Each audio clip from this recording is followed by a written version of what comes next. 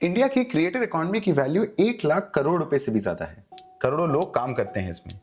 Entertainment, advertising, education, commerce सब reshape हो रहा है और इसका ऑलमोस्ट कुछ भी स्ट्रक्चरली प्रोटेक्टेड नहीं है। कोई स्टैंडर्ड कॉन्ट्रैक्ट्स नहीं, कोई यूनियन नहीं, कोई कलेक्टिव बार्गेनिंग नहीं, कोई रेगुलेटरी बॉडी नहीं, ब्रांड डील्स के लिए कोई मैंडेटरी एस्क्रो नहीं, यहाँ तक कि डिजिटल क्रिएटर्स के लिए कोई अलग स्टैट्यूटरी राइट्स नहीं जो सदियों पुराने कॉपीराइट फ्रेमवर्क से हटके हो।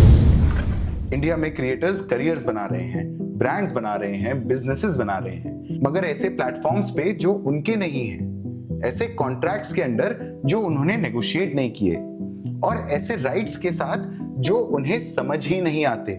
और जब सब बिखर जाता है तो कोई सेफ्टी नेट नहीं है। मैं एक आईपी लॉयर हूं, मैं एक फिल्म मेकर और प्रोड्यूसर भी हूं। मैं दोनों तरफ की दुनिया समझ रहा हूं और इस वीडियो में हम जानने की कोशिश करेंगे कि गैप्स कहां हैं और ये सिर्फ क्रिएटर्स के लिए नहीं, सबके लिए क्यों इंपॉर्टेंट है।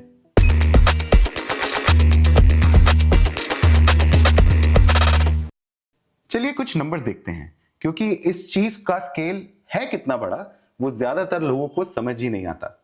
इंडिया में 80 से 100 मिलियन कंटेंट क्रिएटर्स हैं।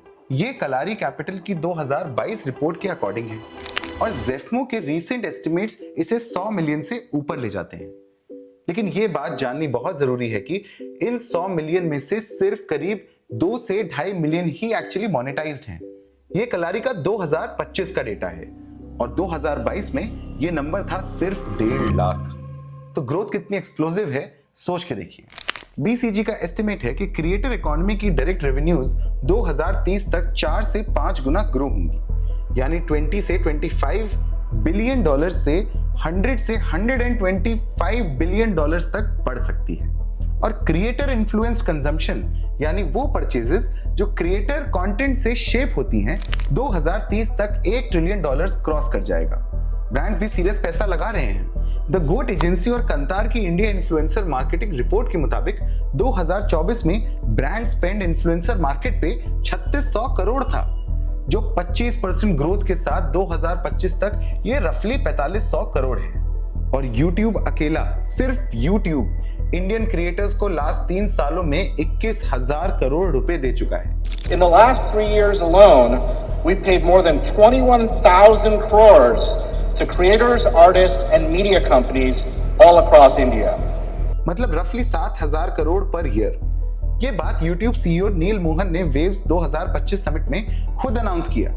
तो हम बात कर रहे हैं एक massive, fast growing, economically significant industry की। लेकिन गैप ये है कि इस पूरी इकोनॉमी को सपोर्ट करने वाला legal infrastructure almost entirely informal है। हैंडशेक डील्स, डीएम पे नेगोशिएशंस, गूगल से कॉपी पेस्ट कॉन्ट्रैक्ट्स, यही सब ज्यादातर हो रहा है इस 1 लाख करोड़ की इंडस्ट्री में। तो एग्जैक्टली गैप्स हैं कहां? चलिए हम आपको 5 सबसे बड़े गैप दिखाएं। गैप नंबर 1, और ऑनेस्टली ये वो है जो मैं अपनी प्रैक्टिस में रोज देखता हूं, कॉन्ट्रैक्ट वैक्यूम। इंडिया में ज्यादातर क्रिएटर ब्रांड डील्स ईमेल या डीएम पे होती हैं। या तो कोई फॉर्मल कॉन्ट्रैक्ट होता ही नहीं, या फिर एक वन साइडेड ब्रांड कॉन्ट्रैक्ट होता है जो क्रिएटर्स बिना पढ़े या किसी लॉयर से कंसल्ट किए बिना साइन कर देते हैं। इंडिया में ब्रांड कोलैबोरेशंस के लिए कोई इंडस्ट्री स्टैंडर्ड कॉन्ट्रैक्ट टेम्पलेट नहीं है। अगर आप हॉलीवुड से कंपेयर करें तो वहां सैग एफ्ट्रा जैसी संस्थाएं हैं, स्टैंडर्ड डील मेमोज हैं, टैलेंट एजेंसीज के पास पूरी लीगल टीम्स हैं। मगर इंडिया में ज्यादातर क्रिएटर्स अकेले हैं और जो कॉन्ट्रैक्ट्स होते हैं वो ब्रूटल हैं। मैंने ऐसे ब्रांड कॉन्ट्रैक्ट्स भी रिव्यू किए हैं जहां क्रिएटर्स पूरे अपने राइट्स दे देता है, और मैं एक्चुअल लैंग्वेज कोट करके बताता हूं। Perpetual, world wide, irrevocable rights, यानी सारे कंटेंट पे जो कैंपेन में क्रिएट हुआ, ब्रांड उसको ओन करेगा बस एक टाइम फीस के लिए। इसका मतलब यह है कि ब्रांड आपका फेस यूज कर सकता है, आपकी वॉइस यूज कर सकता है, आपका कंटेंट फॉरएवर किसी भी मीडियम में, एआई ट्रेनिंग में भी, और आप कुछ नहीं कर सकते। और क्रिएटर ने साइन कर दिया क्योंकि किसी ने बताया ही नहीं कि इन शब्दों का मतलब क्या है। भारी मिस्टेक हो गया सर, एकदम ब्लंडर हो गया। कोई किल फी क्लॉज भी नहीं जो आपको ब्रांड के बीच में प्रोजेक्ट कैंसिल कर देने के फाइनेंशियल लॉस से आपको बचाता। यूसेज पे भी कोई कैप नहीं, एक्सक्लूसिविटी का कोई अलग कॉम्पेंसेशन नहीं, कुछ भी नहीं। अब बात करते हैं गैप 2 की। Gap number 2, platform dependency without platform accountability. हर क्रिएटर अपना करियर एक प्लेटफॉर्म पे बिल्ड करता है, फिर चाहे वो यूट्यूब हो, इंस्टाग्राम, एक्स या कुछ भी। उनकी ऑडियंस वहां रहती है, उनकी इनकम वहां से आती है, उनके ब्रांड डील्स उनके नंबर्स पे डिपेंड करते हैं। लेकिन जब प्लेटफॉर्म रूल्स चेंज करता है, क्रिएटर्स के पास उस समय जीरो रिकोर्स है।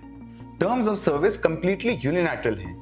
बिना रियल कंसेंट के, बिना नोटिस देकर प्लेटफॉर्म्स कभी भी रूल्स बदल सकते हैं। Demonetization, shadow banning, account suspension, कोई ड्यू प्रोसेस नहीं है। कोई अपील्स जो एक्चुअली काम करते नहीं हैं, और आपके पास रह जाता है एक एल्गोरिदम और एक सपोर्ट टिकट का भरोसा। चलिए सोच के देखिए, एक क्रिएटर जिसके 2 मिलियन फॉलोअर्स थे, उनका इंस्टाग्राम अकाउंट रात ही रात गायब हो गया, कभी कंटेंट इश्यूज या गवर्नमेंट टेकडाउन की वजह से। कोई इंसान नहीं जिससे बात कर सके। 2 साल का कंटेंट, ब्रांड रिलेशनशिप्स, ऑडियंस सब खत्म। और लीगली उनके पास ऑलमोस्ट कोई रिकोर्स ही नहीं था, क्योंकि प्लेटफॉर्म की टर्म्स ऑफ सर्विस कहती हैं कि वो तुम्हारा account eight there discretion terminate कर सकती हैं।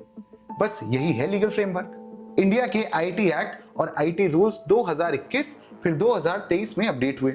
उन्होंने कुछ ग्रीवेंस मैकेनिज्म बनाए, लेकिन एनफोर्समेंट वीक है। और डिजिटल इंडिया एक्ट नया वाला, जो शायद एक्चुअली कुछ एड्रेस करे, वो कमिंग सून है कई सालों से।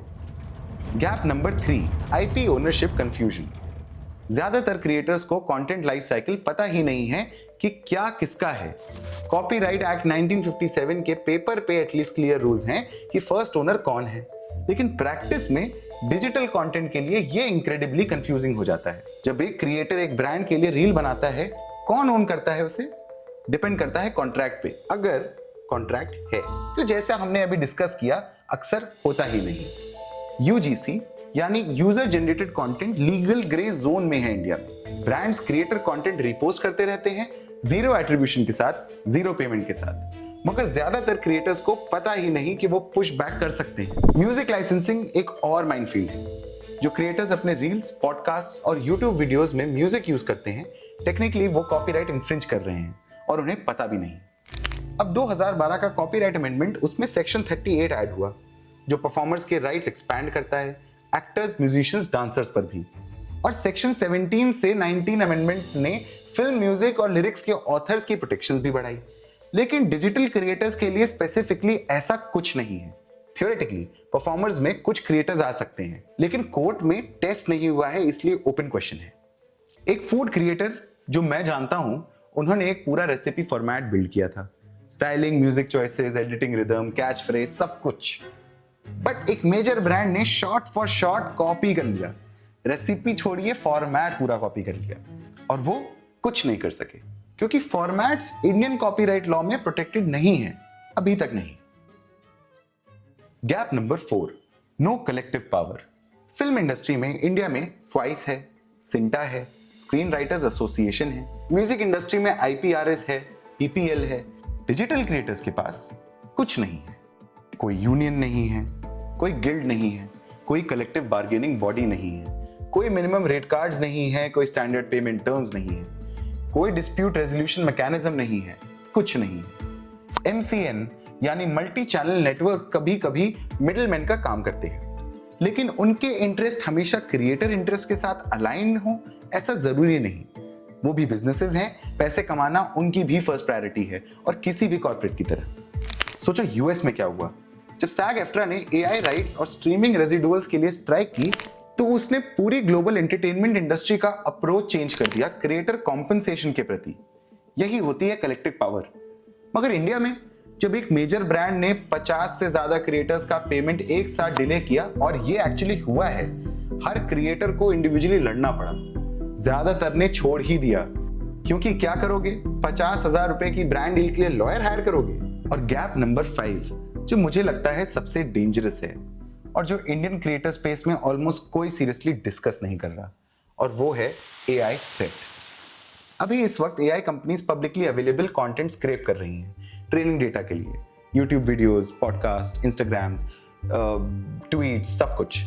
आपकी वॉइस, आपका फेस, आपका प्रेजेंटेशन स्टाइल, ये सब AI से रेप्लिकेट हो सकता है। और इंडियन लॉ में कोई राइट ऑफ पब्लिसिटी स्टैट्यूट नहीं है, कोई क्लियर लीगल फ्रेमवर्क नहीं है जो कहे आप किसी की वॉइस या लाइकनेस कमर्शियली क्लोन नहीं कर सकते बिना कंसेंट के। डीप फेक्स तो ऑलरेडी प्रॉब्लम है, ये हम सब जानते हैं, लेकिन so called legitimate AI use भी, वॉइस क्लोनिंग फॉर डबिंग, तुम्हारे स्टाइल में एआई जनरेटेड कंटेंट इस समय लीगली अनचार्टेड टेरिटरी है। कॉपीराइट एक्ट एआई ट्रेनिंग पे बिल्कुल साइलेंट है, कोई स्टैट्यूटरी क्लैरिटी नहीं है कि कंटेंट स्क्रैप करना ट्रेनिंग के लिए इन्फ्रिंजमेंट है या नहीं। और तुम्हारे पर्सनल डेटा के लिए जैसे फेस या वॉइस, डीपीडीपीए 2023 का सेक्शन 3C एक्चुअली एग्जेम्प्ट करता है पर्सनल डेटा जो डेटा प्रिंसिपल ने पब्लिकली अवेलेबल किया है। मतलब आप हर वीडियो जो आप अपलोड करते हो, हर पोस्ट जो आप पब्लिश करते हो, आपने पब्लिकली अवेलेबल बना दिया है। ये स्क्रैपिंग के लिए एक मैसिव लूप होल है। 2023 में एक्टर अनिल कपूर को दिल्ली हाईकोर्ट जाना पड़ा उनके पर्सोना के अनऑथराइज्ड कमर्शियल एक्सप्लॉयटेशन रोकने के लिए। मर्चेंडाइज, रिंगटोन्स, जिफ्स और एआई जनरेटेड डीप फेक्स। वो जीते, कोर्ट ने ब्रॉड ऑर्डर दिया आर्टिकल 21 के अंडर उनके पर्सनालिटी राइट्स का मिसयूज रिस्ट्रेन करने के लिए। लेकिन इसके लिए लगा क्या? हाईकोर्ट सूट, टॉप लॉयर्स और महीनों की लिटिगेशन। अब अपने आप से पूछो, अगर एक बॉलीवुड स्टार जिसके पास अनलिमिटेड रिसोर्सेज हैं वो मुश्किल से अपनी आइडेंटिटी प्रोटेक्ट कर पाया, तो 50,000 सब्सक्राइबर वाले क्रिएटर का क्या चांस है? इंडिया में अभी कोई स्पेसिफिक स्टैट्यूट नहीं है जो क्लियरली हमें ये राइट दे कि हम किसी को अपनी वॉइस कमर्शियली क्लोन करने से रोक सकें। अब कुछ लोग ये देख रहे हैं, सोच रहे होंगे, ओके ये तो क्रिएटर प्रॉब्लम है, तो मुझे क्या फर्क पड़ना चाहिए? क्योंकि ये सिर्फ क्रिएटर प्रॉब्लम नहीं, ये एक इकोनॉमिक इंफ्रास्ट्रक्चर प्रॉब्लम है। ब्रांड्स को भी तकलीफ होती है। अनक्लियर कॉन्ट्रैक्ट्स का मतलब unclear deliverables, usage rights disputes, liability exposure. जब कोई स्टैंडर्ड नहीं है तो सबको नुकसान होता है। क्रिएटर इकोनॉमी स्टार्टअप्स में इन्वेस्टर्स, वो ऐसे लीगल रिस्क अंडरराइट कर रहे हैं जो उन्हें पूरी तरह दिखते भी नहीं, क्योंकि जिनमें इन्वेस्ट कर रहे हैं वो कंपनीज ऐसे रिलेशनशिप्स में बनी है जिनके नीचे कोई लीगल स्कैफोल्डिंग नहीं। और बिगर पिक्चर ये है, India global content power house बनना चाहता है। गवर्नमेंट बात करती है इसके बारे में। वेव्स 2025 लिटरली इसी के बारे में था, लेकिन तुम एक सस्टेनेबल इंडस्ट्री इनफॉर्मल एग्रीमेंट्स और हैंडशेक्स डील पे बना ही नहीं सकते। इंडिया ने वो लीगल इंफ्रास्ट्रक्चर बिल्ड किया जिसने आईटी बूम पॉसिबल बनाया। क्रिएटर इकोनॉमी को भी वही इंटेंशनैलिटी चाहिए, वही सीरियसनेस चाहिए। तो एक्चुअली क्या करना चाहिए? मुझे लगता है 5 चीजें होनी चाहिए। एक, standard contract templates, open source, industry vetted brand deals contracts जो क्रिएटर्स एक्चुअली यूज कर सकते हैं। और अच्छी बात तो ये है कि ये शुरू हो चुका है। Indian influencers governing council IIGC ने अभी मार्च 2026 में कुछ लॉन्च किया है जिसका नाम है इंडियन इन्फ्लुएंसर कॉन्ट्रैक्ट स्टैंडर्ड। ये कवर करता है creator fees, usage rights, cancellation fees, और ये इंपॉर्टेंट है, आपके नाम, लाइकनेस और वॉइस के यूज के लिए सेपरेट कंसेंट। ये जेन्युइनली अच्छा फर्स्ट स्टेप है, लेकिन ये सेल्फ रेगुलेटरी, स्टैट्यूटरी नहीं, कोई एनफोर्समेंट मैकेनिज्म नहीं है। तो ऐसे और चाहिए, और इसमें थोड़ी धार भी चाहिए। और ऑनेस्टली हम खुद शायद आगे चलकर इस फील्ड में कुछ सॉलिड बिल्ड करें, सो उसके लिए स्टे ट्यून्ड। क्रिएटर्स को आईपी बेसिक समझना चाहिए, कॉन्ट्रैक्ट रेड फ्लैग्स, अपने राइट्स। ज्यादातर क्रिएटर्स को पता नहीं परपेचुअल का कॉन्ट्रैक्ट में मतलब भी क्या होता है। ज्यादातर को पता नहीं कि वो नेगोशिएट कर सकते हैं या नहीं। ये चैनल लिटरली इसी के लिए बनाया है। 3, कलेक्टिव ऑर्गेनाइजेशन। एक इनफॉर्मल क्रिएटर्स कलेक्टिव भी लीगल एडवाइजरी सपोर्ट के साथ पावर डायनामिक रात ही रात में चेंज कर देगी। डे 1 पे फुल यूनियन नहीं चाहिए ग्रुप ऑफ क्रिएटर्स जो अग्री करें, हाँ अब ये टर्म्स एक्सेप्ट नहीं करेंगे। 4, regulatory attention. Digital India act को एक्चुअली आना चाहिए। हमें स्टैंडर्डाइज गाइडलाइंस चाहिए जिनके रियल टीथ हो, जैसे BIS level standards influencer marketing के लिए।